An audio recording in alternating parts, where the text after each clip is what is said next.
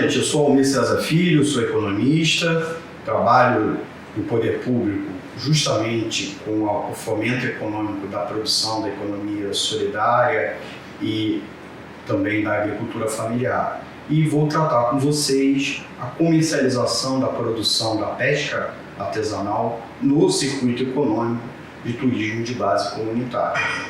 Primeiro, a gente vai explicar um pouco onde a pesca artesanal pode se encaixar na cadeia do turismo de base comunitária.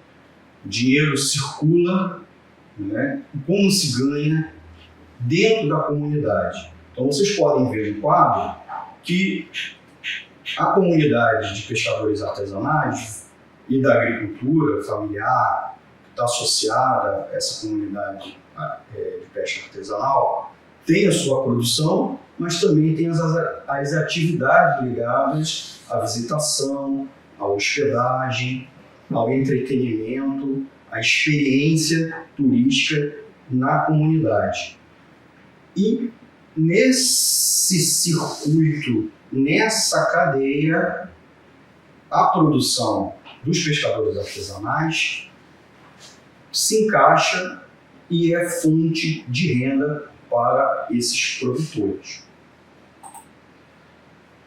Além da hospedagem, além do passeio, da visitação, além dos próprios pontos culturais, nós vamos tratar aqui especificamente a comercialização. Uma comercialização sem atravessador, uma comercialização que atenda o turista e o visitante. De que forma? Fazendo o fornecimento de ingredientes aos parceiros, restaurantes, bares, né? Os ingredientes para a produção de refeições, o artesanato, as matérias-primas para o artesanato, porque o turista, o visitante, compra sempre uma lembrancinha, um souvenir, um item de decoração quando ele faz a sua visitação. Também tem as vendas diretas, né? Os pescadores, os marisqueiros, os maricultores, eles também fazem a sua venda, seja produtos in natura, seja produtos processados e manipulados, né? As próprias refeições a esse visitante, a esse turista. E, por fim, a própria venda indireta, por meio de um varejista, né? Na qual esse produtor, o pescador, ele vai acabar, de certa maneira, atuando como um atacadista. Ele vai vender para esse parceiro, pode ser uma loja, um comércio, e esse comércio vai vender para o turista, para o visitante. Na próxima parte, na parte 1 desta aula, a gente vai tratar primeiro da importância da pesca artesanal. Quanto a pesca é importante para a economia brasileira e para a própria economia fluminense, e aí encaixando ela com o turismo de base comunitária. Eu preciso lembrar aos amigos e amigas que estão assistindo aqui a aula que os pescadores artesanais, os marisqueiros, são componentes, são partes, são segmentos da agricultura familiar. Sejam esses pescadores artesanais, sejam os extrativistas marinhos, particularmente os marisqueiros, o pessoal da aquicultura, tanto as fazendas marinhas, fazendas fluviais, criação em tanques, a maricultura propriamente dito, a malacultura e outras formas de aquicultura familiar. Mas também os próprios membros das comunidades tradicionais, particularmente os caiçaras.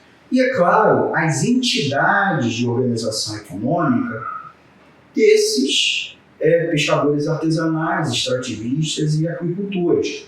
As empresas familiares são constituintes da agricultura familiar, a associação de produtores e as próprias cooperativas desse público.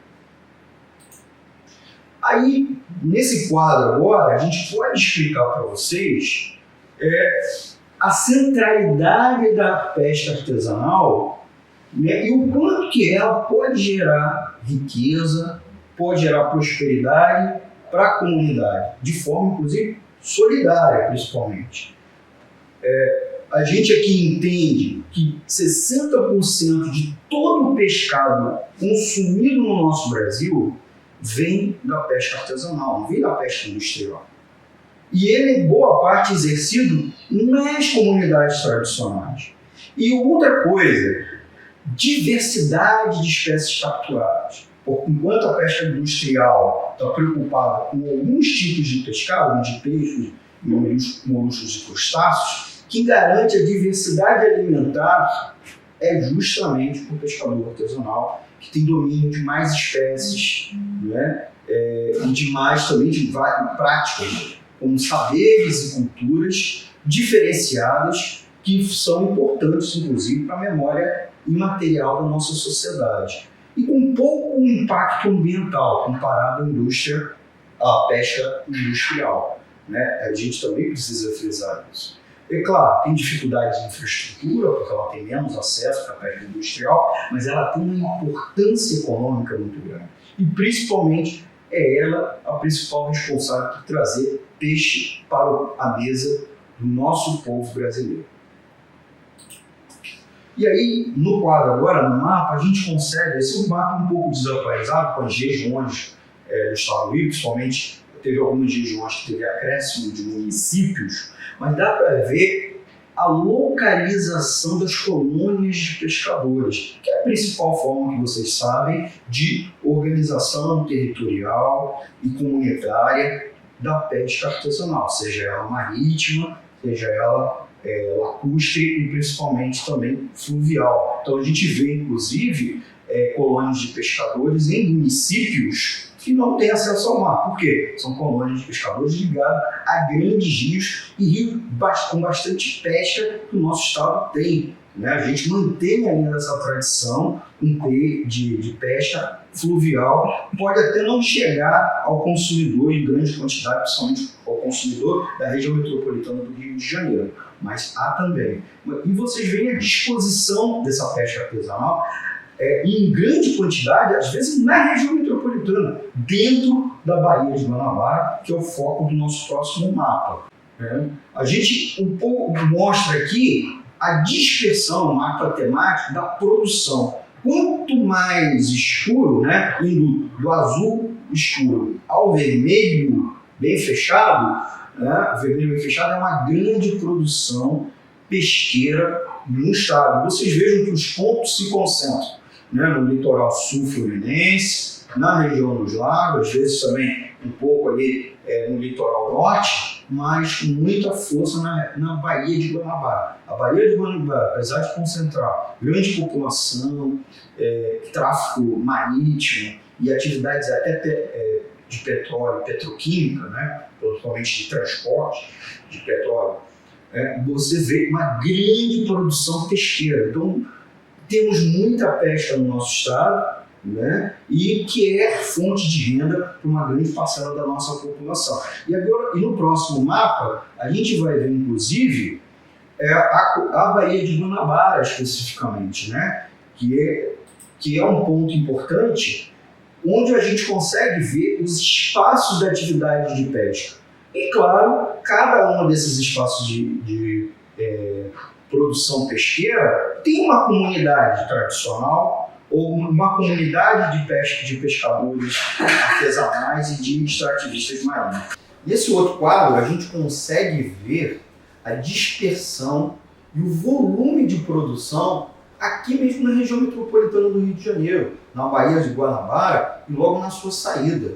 Você veja que mesmo com a grande concentração populacional, industrial, tráfego marítimo de carga, o estado do Rio e a sua região metropolitana é um importante coração da produção pesqueira, não só a serviço do estado, como do Brasil.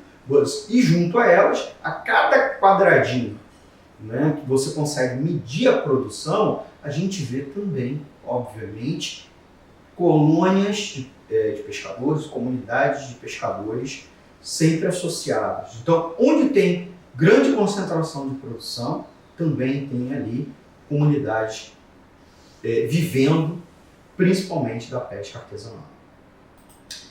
Aí, antes da gente falar de comercialização, a gente vai falar ainda um pouco sobre vários tipos de pesca. Eu não sei se vocês sabem, né? Muitas vezes vocês são pescadores, são pessoas vivendo na comunidade de pescadores, mas não sabem a diferença do tipo de pesca. Acha que tudo é pescador? Não. Nós temos, por exemplo, pescador de subsistência, pesca amadora, pesca científica, pesca industrial, que eu já mencionei, são aqueles grandes navios que vão para o alto mar, né? Ligados a empresas, certo? Tem também até a pesca esportiva, mas o que a gente vai tratar um pouco aqui, principalmente, é a pesca artesanal, feita por aquele seu vizinho, ou por seu parente, ou por você mesmo, que é um pescador profissional que de forma autônoma ou em forma de economia familiar, quer dizer, ele é membro da família, ou ele é agregado de uma família, com meio de produção, certo? Ele é dono do barco, ou a família é dona do barco, e também pode ser por contrato de parceria, desembarcado, podendo utilizar sempre uma embarcação de pequeno porte. Pequeno porte aí, gente, não quer dizer o botezinho. Pequeno porte é ter um barco considerável, só que não é aqueles grandes navios que a pesca industrial se utiliza. Você, pescador artesanal, tem que saber de que existe uma legislação que trata de você, que te reconhece como pescador artesanal. Não só como produtor, mas também na própria comercialização, no escoamento da sua produção, certo? Então, primeira coisa é lembrar que existe uma lei da pesca, uma lei que é de 2009, que cria a Política Nacional de Desenvolvimento Sustentável da Aquicultura e Pesca. Ela regula a atividade pesqueira, evidentemente, tá? Tem a Lei da Agricultura Familiar, que inclusive enquadra o pescador artesanal, como eu disse, o aquicultor familiar, né, e as próprias comunidades tradicionais nessa modalidade de agricultura que é diferenciada pelo porte, pela relação de gestão e de mão de obra, de relação comunitária, etc.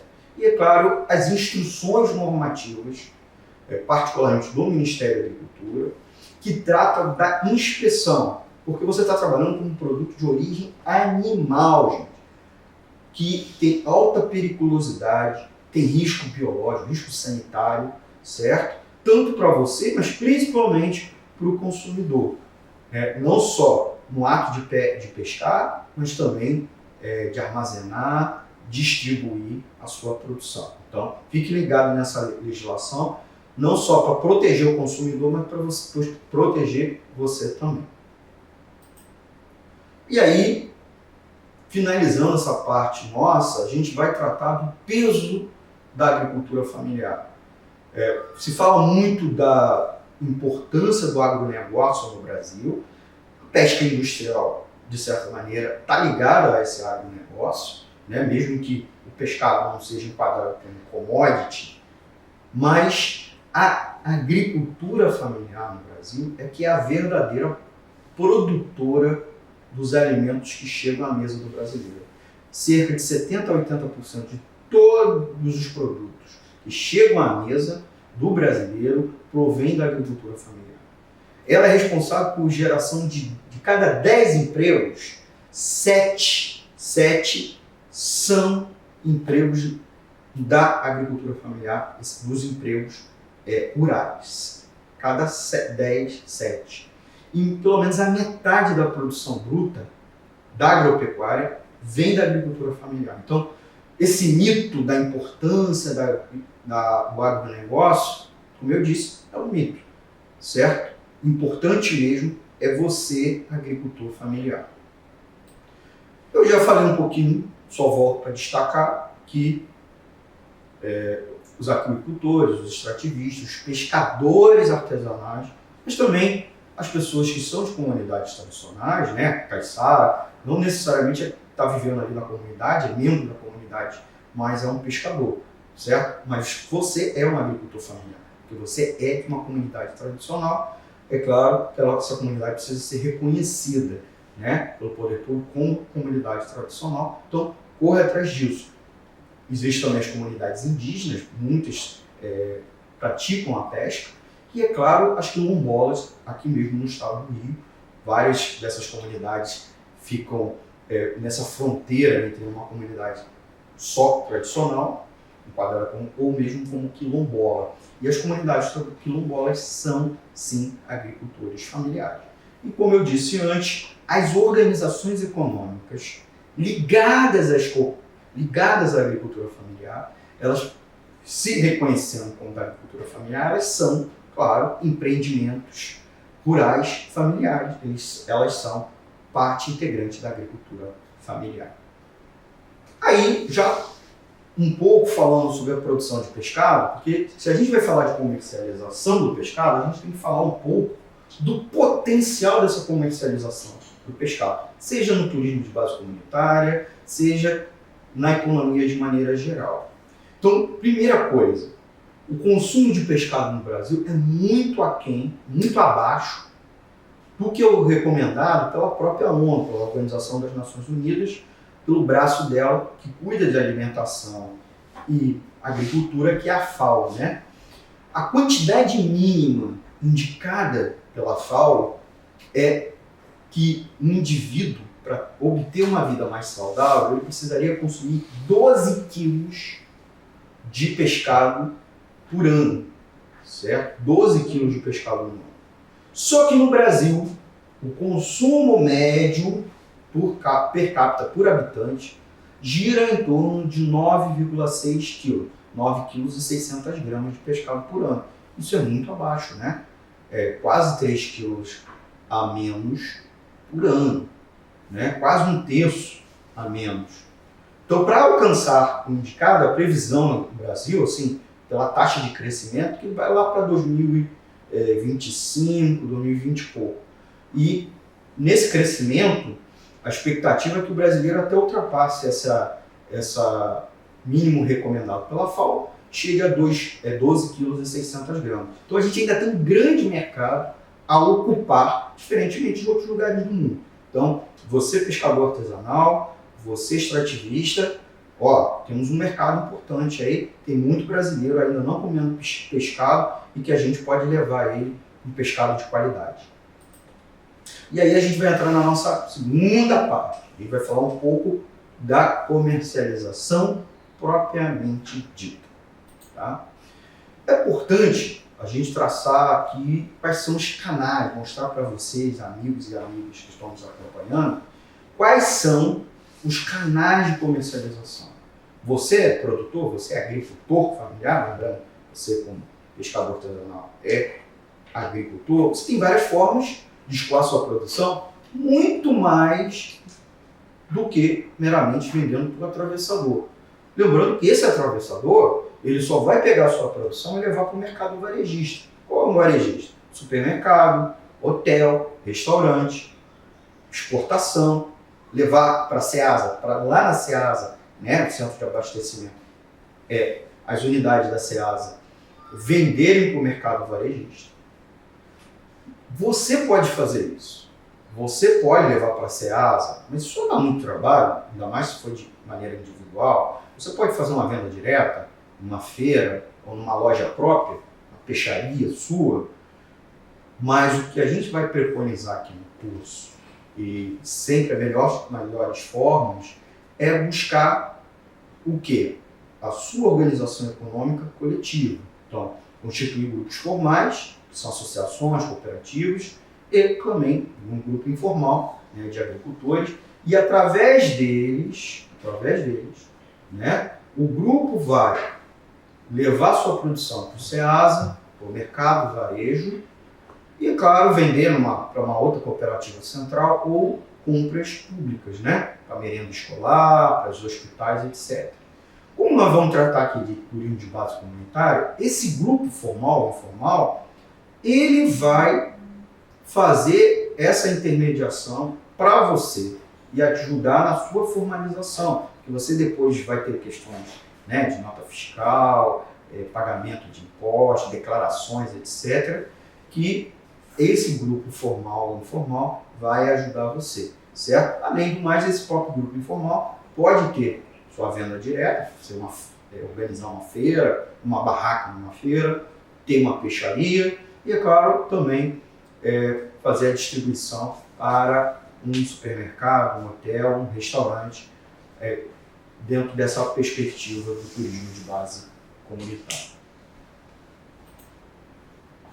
A gente vai ver aqui que na nossa lógica de comercialização não é uma lógica injusta de mercado. Ele vai tratar aqui numa perspectiva mais ligada à lógica da economia solidária. Então, o turismo de base comunitária, vocês vão ver também ao longo do curso, mas não aqui comigo, ela tem alguns princípios, alguns fundamentos, certo? Sempre na busca de um comércio justo, de um desenvolvimento sustentável, tanto ambientalmente quanto socialmente, uma gestão comunitária da atividade econômica, certo? Dentro dessa perspectiva de você produzir para a comunidade e a comunidade te ajudar também na produção. Então a gente está pensando encaixar a pesca artesanal nesse turismo de base comunitária para fomentar um desenvolvimento econômico solidário na comunidade. Então você tem que ter foco, mais à frente a gente vai conversar sobre preço justo, porque não dá para ter comércio justo sem preço justo e vice-versa. Então o preço justo, gente, a gente tem que levar em consideração, o preço justo é para você estar produzindo, estar vendendo de uma forma que possa ajudar o consumidor, mas ajudar principalmente a você mesmo, certo? Como é que pode tanto pescador artesanal trabalha e vive na miséria? Não consegue se manter, certo? E assim a sua família. Como também comércio na comunidade não consegue ajudar esse pescador artesanal. Então a gente tem que pensar a produção levando em consideração as questões ambientais, certo? Qualidade do visitante, qualidade da experiência do visitante, porque a gente está falando de turismo. Então, esse turista, esse visitante, ele tem que gostar da experiência para ele voltar de novo, levar para outras pessoas o gosto para visitar aquele local. Tem que ter questões de logística, tanto para você, produtor, quanto para o visitante. Informação, isso tudo a gente vai trabalhar no curso, mas aqui não nessa disciplina. Mas, é claro, o bem-estar, garantir segurança, conforto, higiene, para você, produtor, é claro, para o visitante também, né?